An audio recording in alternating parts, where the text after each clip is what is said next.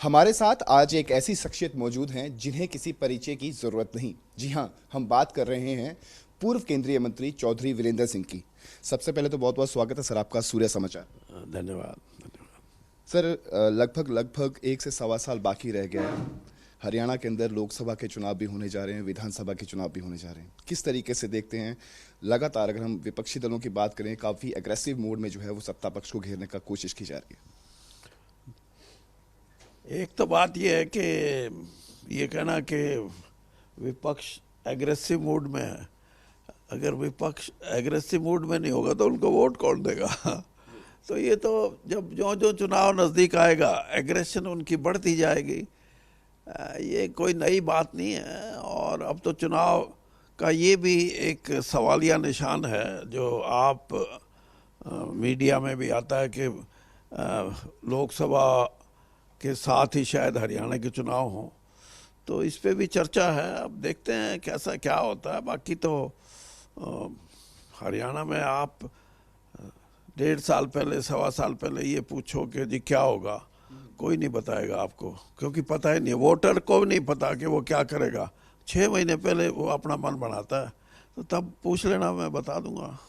अगर प्रादेशिक मुद्दों की अगर बात करें सर, ओपीएस को लेकर जो है वो लगातार कर्मचारी और सरकार के बीच जो है वो घमासान जारी है। सरपंचों को की अगर बात की जाए, परिवार पहचान पत्र को लेकर जो है वो तरह तरह की बातें की जा रही हैं। इन तमाम मुद्दों को लेकर क्या कुछ कहेंगे? सबसे पहले एक जिक्र अगर हम ओपीएस का करें, ओपीएस को लेकर जो है वो कांग्रेस शासित राज्यों के अंदर जो है लगभग लगभग जो है वो ओल्ड पेंशन स्कीम को लागू कर दिया गया। देखिए, ये कोई सवाल ऐसा है जिसका जवाब कांग्रेस को ही देना चाहिए। मैं भी कांग्रेस का फाइनेंस मिनिस्टर था जब हमने यहाँ लागू की थी। भूपेंद्र सिंह हुड्डा मुख्यमंत्री थे, और सबसे बड़ा सवाल ये था कि जितने भी अर्थशास्त्री हैं, चाहे वो हमारे देश के हों, मोंटेक सिंह जी आलूवालिया हों, खुद प्रधानमंत्री थे मनमोहन सिंह जी, वो भी बहुत बड़े अर्थशास्त्री हैं। तो एक सवाल पैदा हुआ था कि इस तरीके से अगर पेंशन चलती रही तो बजट का जो बड़ा हिस्सा वो तो फिर पेंशन में और तनख्वाहों में जाएगा। तो एक नई स्कीम बनाई गई और उस स्कीम पे सभी की सहमति थी, सभी दलों की भी। जो विपक्ष में दल थे वो भी, कांग्रेस की तो उस समय की गवर्नमेंट है। लेकिन ये ज़रूर बात ठीक है कि जो जिसको पेंशन मिलनी थी उसको ये स्कीम ज़्यादा पसंद नहीं थी। तो आहिस्ता आहिस्ता एक मत बनना शुरू हो गया कि पुरानी ठीक थी, नई में हमारे को फ़ायदा नहीं, तो उसके आंदोलन भी हुए। अब जहाँ से कांग्रेस सत्ता से हटी तो कांग्रेस ने भी यही बात कहनी शुरू कर दी कि पुरानी पेंशन हम बहाल करेंगे। और कुछ राज्यों में ऐसा हुआ भी, इवन पंजाब में वहाँ तो कांग्रेस नहीं है, लेकिन वहाँ आप पार्टी ने भी पुरानी पेंशन को बहाल किया। मैं एक आपको आंकड़ों से बता सकता हूँ कि जिस बजट का हिस्सा पेंशन में, तनख्वाहों में, और जो आपने कर्जा लिया है विभिन्न राज्यों ने, उस कर्जे का चुकाने में नहीं, सिर्फ इंटरेस्ट में, उसका ब्याज देने में, अगर 60-65% यही खर्च हो गया तो फिर विकास कहाँ से होगा? डेवलपमेंट की जो कल्पना है, जिससे हम मजबूती लाने की बात सोचते हैं, तो ये सवाल ऐसे हैं जिस पे दोबारा से मंथन होना चाहिए। मैं तो ये कहता हूँ कि इन सवालों के घेरे में सिर्फ ये पॉपुलिस्ट बात नहीं कि मैं सत्ता से बाहर हूँ तो मैंने कहना शुरू कर दिया कि मुझे वोट दे दो, मैं पेंशन पुरानी बहाल करूँगा। Let us have a national consensus on this. ये ऐसे नहीं होना चाहिए कि हम विम्स पे बात करें। तो ये एक सवालिया निशान है। आपने तो सीधा पूछ लिया कि होनी चाहिए नहीं होनी चाहिए। ये नहीं, कुछ चीज़ें ऐसी हैं जिस पे हमारे को विस्तार से मंथन करना चाहिए और नए समाधान निकल सकते हैं। कोई ऐसी बात नहीं है। विदेशों में बहुत बड़ा हिस्सा सोशल सिक्योरिटी पे खर्च होता है। इंग्लैंड में एक समय ऐसा था, यूके में 37% से ज़्यादा सिर्फ जिनको हम ओल्ड एज अवार्ड या पेंशन या अलाउंस बोलते हैं, यानी कई लोग बताते थे कि अगर हम नौकरी करें तो इतनी तनख्वाह नहीं मिलेगी, लेकिन बुढ़ापा पेंशन जो ले रहे हैं वो उससे ज़्यादा होएगी। तो ये लेकिन संपन्नता में जो आ गए देश, अभी आपने एक देखा होगा राहुल गांधी के ने आज से 5 साल पहले ये कहा था कि हमारे को सत्ता दो, हम आपको 72,000 रुपये आपके बैंक के खाते में देंगे। वो ऐसी चीज थी, मजाक सा लगता था उस समय, लेकिन आज के परिप्रेक्ष्य में देखो 5 साल अभी हुए नहीं है, कई विदेशों में ये भावना आने लगी कि सारा काम अगर रोबोट करेंगे, आर्टिफिशियल इंटेलिजेंस और इतनी चीजें आ गई, ये डिजिटलाइजेशन, इसमें तो नौकरियां एक किस्म से 100 की जगह 10 नौकरियां बचेंगी। अगर इस दुनिया में 50 करोड़ नौकरियां हैं तो 10 करोड़ बचेंगे, 40 करोड़ खत्म। तो वो पैसा कहाँ जाएगा? वो जाएगा उन लोगों के जो डिजिटल वर्ल्ड को डोमिनेट करते हैं, जो बड़ी इंडस्ट्रियों के मालिक हैं। और उन्होंने भी कहना शुरू कर दिया कि हम इतना पैसा अफोर्ड नहीं कर सकते, हमारे को भी वापस देना पड़ेगा। तो अब ये सोच आने लगी है कि जिसको नौकरी नहीं मिलती उसको उतना पैसा तो दो ताकि वो सरवाइव कर सके, उसका स्टैंडर्ड ऑफ लिविंग ठीक हो। तो ये एक नया अध्याय शुरू हो रहा है, नया फिनोमिना है ये। सर, आपने सोशल सिक्योरिटी की बात करी, चलिए सोशल सिक्योरिटी को लेकर आपने कहा कि मंथन इस पे करना चाहिए, लेकिन आर्टिफिशियल इंटेलिजेंसी का आपने जिक्र किया। आर्टिफिशियल इंटेलिजेंसी को प्रमोट जो है वो कहीं ना कहीं हरियाणा सरकार भी करती हुई दिखाई दे रही है। जिस तरीके से लगातार पोर्टल्स पर पोर्टल्स जो हैं वो बनाए जा रहे हैं, हर विभाग में पोर्टल्स बनाए जा रहे हैं। आपने जिक्र किया कि इससे बेरोजगारी बढ़ रही है। किस तरीके से देखते हैं? परिवार पहचान पत्र की बात करें या फिर अन्य पोर्टल्स की बात करें, ई टेंडरिंग को भी इंट्रोड्यूस किया जा रहा है। आप एक बात देखो, आप मेरे से सिर्फ हरियाणा की बात ना पूछो, मैं दुनिया की बता रहा हूँ, आप हरियाणा पे आके खड़े हो गए। ऐसा नहीं है, ये जो चीजें हैं ये होंगी। जिनको आज आप ये कह रहे हो कि हरियाणा सरकार ये कर रही है, वो कर रही है, ये चीजें निकट भविष्य में एक आम चीज हो जाएंगी। ये था कि आज से कुछ साल पहले, अब ये आप मेरे को लगा के बैठे हो तो आज इस पे कोई एतराज नहीं करता कि ये क्यों लगा दिया।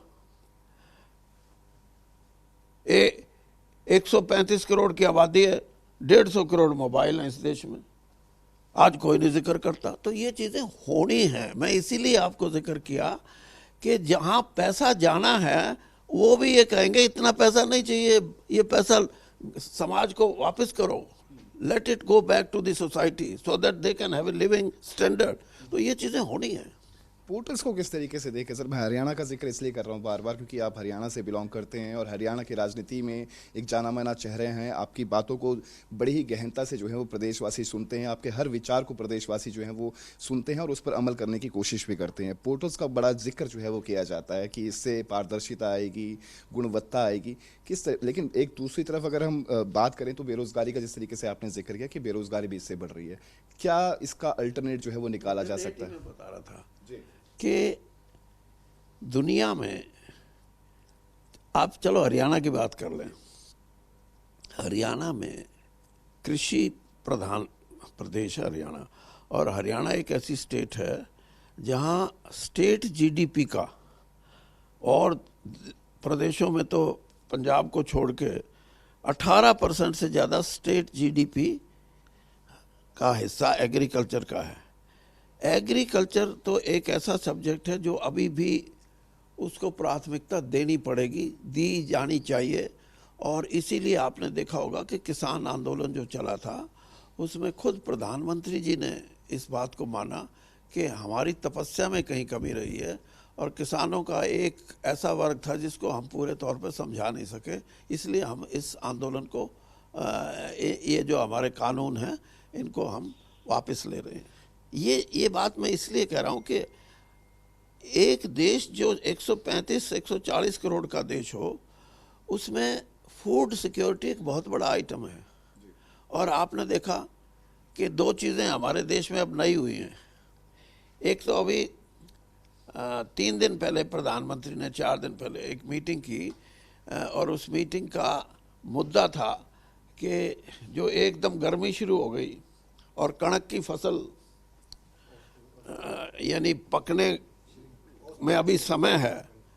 तो ये मुद्दा भी जब निगाह में आया तो उस पे मंथन हो रहा है, विचार हो रहा है। और इसी तरीके से आपने ये भी देखा होगा कि जो आर्थिक सुधार 1991 में नरसिम्हा राव जी की जब सरकार आई, उस समय से लेकर अब 32 साल हो गए, तो 2023 है। इन सुधारों का मतलब ये था कि आर्थिक संपन्नता समाज के हर वर्ग में आए। लेकिन मैं बिल्कुल साफ हूं इस बात में कि किसान और कमेरा वर्ग जो मेहनत करता है उसका कोई लाभ नहीं हुआ, आज तक नहीं मिला उसको लाभ। वो लाभ मिला व्यापार को, वो लाभ मिला इंडस्ट्री को। और ये सही है कि हमारी जीडीपी दुनिया के दूसरे देशों से काफ़ी आगे रही, लेकिन उस जीडीपी का हम क्या करें अगर इस देश की 65% आबादी आज भी ये कहे कि हम तो गरीब के गरीब हैं, हमारे को तो आज भी रोटी के लाले पड़े हुए हैं। हम ये बात कहते हैं कि हम 80 करोड़ लोगों को हमने 1.5-2 साल, बल्कि अब भी चल रहा है, मुफ्त में वो राशन दिया। सबसे बड़ा मैं इसीलिए कहता हूं कि उन आर्थिक सुधारों को जो नरसिम्हा राव जी के समय में शुरू हुए आज तक हैं, उन पे दोबारा से मंथन होना चाहिए। अगर किसान संपन्न होता, गरीब आदमी को उसकी जेब में इतनी शक्ति होती तो उसको किसी के आगे हाथ फैलाने की जरूरत नहीं थी। 32 साल में गरीबी और कृषि, ये 2 आइटम ऐसे हैं जिन पे हमारे को दोबारा से विचार करना चाहिए कि आर्थिक सुधारों में इनको कैसे स्थान मिले। कैसे हम ये कह सकें किसान का बेटा कि नहीं अब मेरी मौज है, नहीं कहता है। नहीं, चलिए सर, ब्रॉड वे में तो आपने बात समझा दी कि कृषि कानूनों का आपने जिक्र कर दिया कि सरकार जो है वो समझाने में नाकामयाब रही।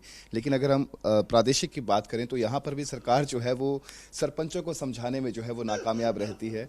ई टेंडरिंग का मुद्दा हो, राइट टू रिकॉल का मुद्दा हो, उस पर भी सरकार जो है उन्हें समझाने में नाकामयाब रहती है। किस तरीके से देखते हैं? सरपंच जो है वो लगातार विरोध प्रदर्शन कर रहे हैं, 2 दौर की वार्ता भी होती है, लेकिन वो वार्ता जो है वो असफल रहती है। उसके बाद 17 मार्च का जो है वो कॉल दी गई है कि 17 मार्च को हरियाणा विधानसभा का घेराव किया जाएगा। देखिए, 2 लाख रुपए की तो बात से मैं सहमत नहीं हूँ। सरपंचों को आप 2 लाख या तो बिल्कुल ही ना दो, सारे ई टेंडरिंग हो, कोई अर्ज नहीं। ई टेंडरिंग ये भी एक कदम है डिजिटलाइजेशन की तरफ। इसको आपको हल्के में नहीं लेना चाहिए। और हो सकता है एक समय ऐसा है, आपको याद है 2004 में जब ओम प्रकाश चौटाला जी मुख्यमंत्री थे, देश में पहला ऐसा राज्य था जिसने वैट लागू किया था और सभी ने उसका विरोध किया, यहाँ हरियाणा में भी, और दूसरे राज्यों ने कहा हम तो करेंगे नहीं। लेकिन मैं उसके बाद 5 साल फाइनेंस मिनिस्टर रहा। वैट की वजह से 14% से कम 2008-9 को छोड़ के 4 साल मेरे को इतना पैसा मिला एज फाइनेंस मिनिस्टर कि पंजाब भी ये कहता था। सुरेंद्र सिंगला उन दिनों में पंजाब के फाइनेंस मिनिस्टर थे, वो कहते यार चौधरी हमारे को 2000 करोड़ रुपया दे दे उधार, हम तनख्वाह देनी है बंदों की। मैंने कहा दे देंगे, गारंटी दिलवा दो भारत सरकार से। तो मैं इसलिए कह रहा हूं कि आज वो वैट जो है वो सभी राज्यों का ने अपनाया और वो सक्सेसफुल रहा। तो इसी तरह जो आप कह रहे हैं ना, ई टेंडरिंग एक इनिशियल स्टेज पे है, इसमें क्रिटिसिज्म भी होगा, अच्छा भी नहीं लगेगा, लेकिन ये सिस्टम आहिस्ता आहिस्ता इवॉल्व हो जाएगा। इसमें एक कमी है कि ये लमका देते हैं चीज़ों को, लटका देते हैं। ये होगा जी, अब वो कोई टेंडर वाला कहता है कि मैं तो काम नहीं करता, गया 6 महीने। तो इनके इसमें भी सुधार करने की ज़रूरत है ताकि गांव के सरपंच को इंतज़ार ना करना पड़े। जो काम उसने 1 महीने में ख़त्म करना था, अगर 1 साल लग गया तो सरपंच की भी लोग निखेधी करेंगे, कुछ नहीं है, तो ही है। तो ये सारी बातें, बाकी ये ज़रूर है, मैंने आज चीफ मिनिस्टर साहब से मैं मिला था और उनसे मेरी बात भी हुई थी, इस पे विचार कर रहे हैं और इसको थोड़ा सा लिबरलाइज करेंगे। और मैं ये कहता हूँ कि सब कुछ भी, अगर ऑडिटिंग ज़रूरी है, ऑडिट अगर करें तो सरपंचों को सब दे दो, लेकिन ऑडिट उसका भी होना चाहिए। ये नहीं है कि टेंडर वाले का ही ऑडिट हो और उसका ऑडिट ना हो। ये सारी यानी जो बात हुई है सरपंचों से सरकार की, उसमें कुछ ना कुछ और आगे नतीजे अच्छे निकलने की संभावना है। आपने सर ब्रॉडवे में पिक्चर्स को समझाया बड़े अच्छे तरीके से, लेकिन अगर हम बात करें यात्राओं का दौर जो है वो भारत के अंदर जो है वो लगातार जारी है, और खासतौर पर प्रदेश के अंदर भारत जोड़ो यात्रा के बाद जो है वो अब चौधरी ओम प्रकाश चौटाला जो पूर्व मुख्यमंत्री थे, उन्हीं की पार्टी इनेलो जो है वह परिवर्तन पद यात्रा जो है वो निकाल रही है। कितना असर जो है वो इसका देखते हैं आप 2024 के चुनावों के अंदर? 2024 का तो अभी मैंने बताया ना, 6 महीने पहले पूछ ला किस यात्राओं से कितना प्रभाव पड़ता है सर? का असर हुआ है, किसका नहीं हुआ। आप समझो इस बात को, यात्रा जो है वो एक साधन है अपना संपर्क साधने का।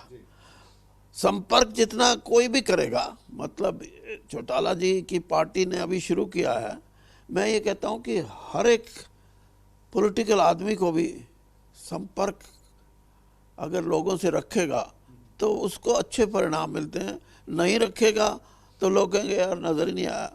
तो इसलिए कांग्रेस को भी यात्रा करनी चाहिए, बीजेपी को भी करनी चाहिए, और कोई बचा है उसको भी करनी चाहिए। और मेरे जैसा जो आदमी राजनीति में अब चुनाव ना लड़ने की सोच रहा है, मेरी यात्रा जो मैं करूं तो वो ज़्यादा इफेक्टिव होगा। वो कहेंगे ये बंदा जो है इसने कोई चुनाव तो लड़ना नहीं, बात ठीक करेगा। तो ये जो इंटरेक्शन है, ये संपर्क है, ये राजनीति में बहुत ज़रूरी है। और अब तो यात्रा भी ऐसी है कि आप अपनी यात्रा रोज करो, उसको फिर अगले दिन व्हाट्सएप पे डाल दो आपके माध्यम से, तो डबल प्रचार हो जाता है। एक अंतिम सवाल सर, जिस तरीके से महिला रेसलर्स ने जो मुद्दा उठाया था, हरियाणा की बात करें, जंतर मंतर की बात करें, दिल्ली तक जो है वो महिला रेसलर, खासतौर पर हरियाणा की महिला रेसलर्स द्वारा जो मुद्दा उठाया गया था, उस पर जो है वो एक कमेटी का गठन भी किया जाता है, लेकिन रिपोर्ट जो है वो नहीं आती।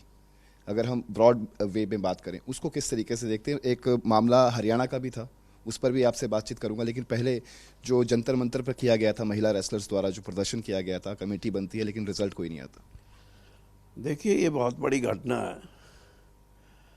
अंतर्राष्ट्रीय स्तर की महिलाएं और पुरुष भी पहलवान, वो अगर किसी बात को लेके धरने पे बैठे हैं, बातें तो और भी बहुत हो सकती हैं, लेकिन ये बात कि उसमें उनके साथ कोई गलत घटना हुई है, तो ये बहुत शर्मनाक बात है।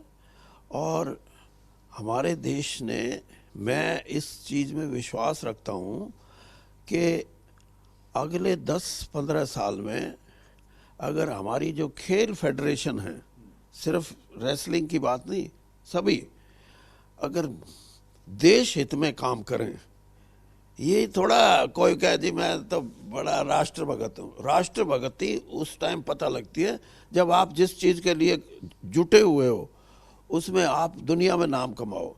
आज हरियाणा प्रदेश की ये सबसे बड़ी कामयाबी है कि आज हम खेलों में, और ख़ासकर हमारी बेटियां खेलों में जिस तरीके से आगे बढ़ी हैं, उसका 15 साल में, मैं ये 10 साल में भी हो सकता है कि चाइना जैसे एक बार 1970 के दशक में पहली बार ओलंपिक में प्रवेश किया था, और पिछला जो ओलंपिक हुआ उसमें रूस को, यूएसए को, जो बड़ी स्पोर्ट्स की दुनिया में बहुत बड़ी ताकतें हैं, उनको पीछे छोड़ के चाइना अब नंबर 1 पे है। मेरा अपना ये मानना है कि हम अगर खेल नीति और खेलों में फेडरेशन की भूमिका ठीक हो, खेल को जो संभालते हैं लोग, जिन पे एलिगेशन भी लगे हैं, अब भी लगे, इनकी भूमिका अगर ठीक रहे तो हमारा 10 साल के बाद हम भी चाइना की तरह दुनिया में ओलंपिक में हम नंबर 1 पे खड़े हो सकते हैं आके।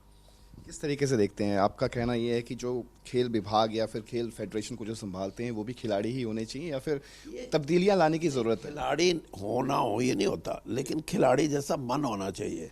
ये नहीं है कि मेरे को चौधरी बना दिया, मैं फेडरेशन का चेयरमैन बन गया, ठप्पा लगवा लिया, लेकिन मेरे अंदर इनिशिएटिव नहीं है, तो उसका क्या फायदा?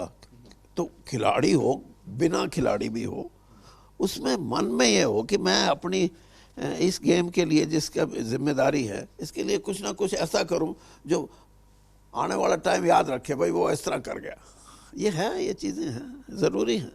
हरियाणा की अगर बात करूं तो हरियाणा की एक एथलीट जो जूनियर महिला कोच हैं जी, तो बहुत बहुत शुक्रिया। तो ये थे हमारे साथ पूर्व केंद्रीय मंत्री चौधरी वीरेंद्र सिंह, जिन्होंने हर सवाल का बड़ी बेबाकी से जवाब दिया और साथ ही साथ अपनी राय जो है वो हर सवाल पर भी दी। चंडीगढ़ से कैमरा पर्सन विशाल गुलाटी के साथ रवि चंदेल, सूर्य समाचार।